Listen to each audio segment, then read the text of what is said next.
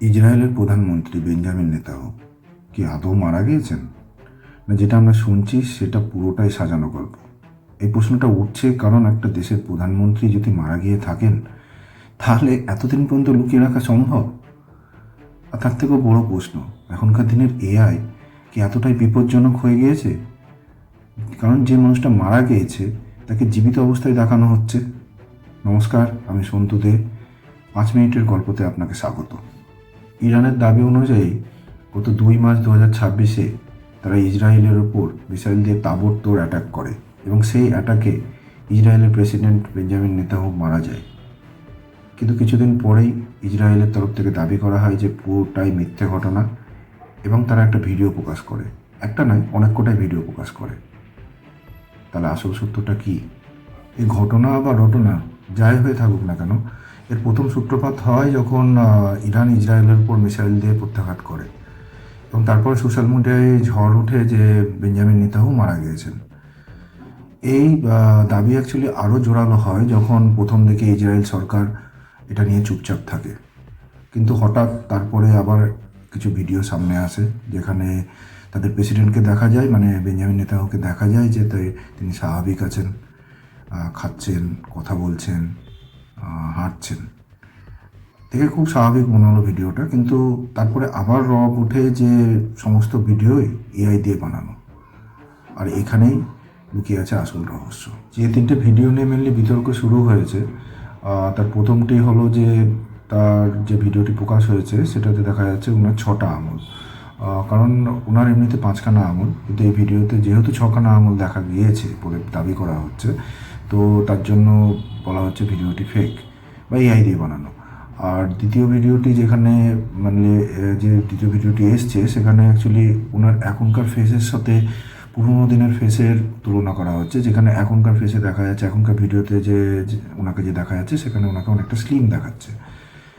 আর তৃতীয় ভিডিওটাতে যেখানে উনি কফি খাচ্ছেন সেখানে দেখা যাচ্ছে যে যে কাপটাতে কফি খাচ্ছেন সেটাতে ফেনা নেই, ফ্যান বা কফিটা নড়ছে না এবং ওনার পকেটের জিপও বলে নেই বলে দাবি করা হয়েছে।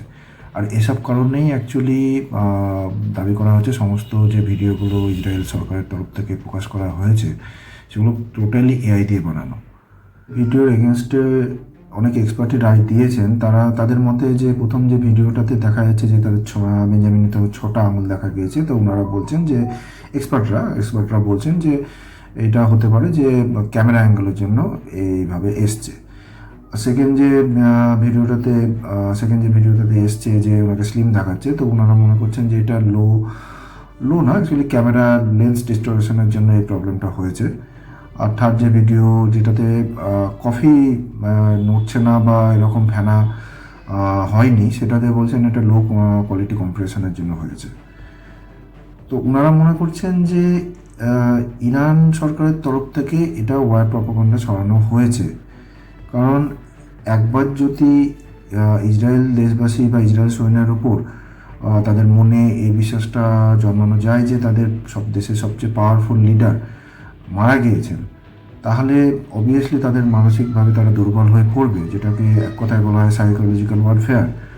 তো সেই সুবিধাটা ইরান নিতে চেয়েছে। আর বিশেষজ্ঞদের যারা মনে করছেন, যারা বলছেন বিশেষজ্ঞরা যে ইসরায়েল হচ্ছে উন্নত প্রযুক্তির দেশ, তো তারা এই যে 3টে ভিডিও নিয়ে কথা হচ্ছে সেই ভিডিওগুলো প্রকাশ করার আগে তারা নিজেরা চেক করবে না যে ভিডিওগুলোতে এরকম গ্লিচ বেরিয়েছে যে 6টা আঙুল বা কফি বা স্লিম দেখাচ্ছে? অবভিয়াসলি তারা মানে চেক করবে। আজকের দুনিয়ায় যেটা দেখছি বা যেটা শুনছি সেটা পুরোপুরি কোনোদিনই সত্যি হয়ে থাকে না, আর যেটা সত্যি সেটা আমাদের কাছে কোনোদিনই এসে পৌঁছায় না। এখন ব্যাপার হচ্ছে যে আপনি যদি ইসরায়েলের সাপোর্টার হয়ে থাকেন তাহলে এই ভিডিওগুলোকে বা যে জিনিসগুলো শোনা যাচ্ছে সেগুলোকে আপনি রটনা বা গুজব বলে মনে করবেন। আর যদি আপনি ইসরায়েলের বিপক্ষে হয়ে থাকেন তাহলে অবভিয়াসলি এইগুলোকে আপনি সত্যি বলেই মনে করবেন। আপনার কি মনে হয়, বেঞ্জামিন নেতানিয়াহু মৃত না জীবিত? কমেন্টে জানাবেন। আর ভিডিওটি ভালো লেগে থাকলে একটা লাইক আর শেয়ার করবেন এবং চ্যানেলটিকে সাবস্ক্রাইব করবেন। নমস্কার।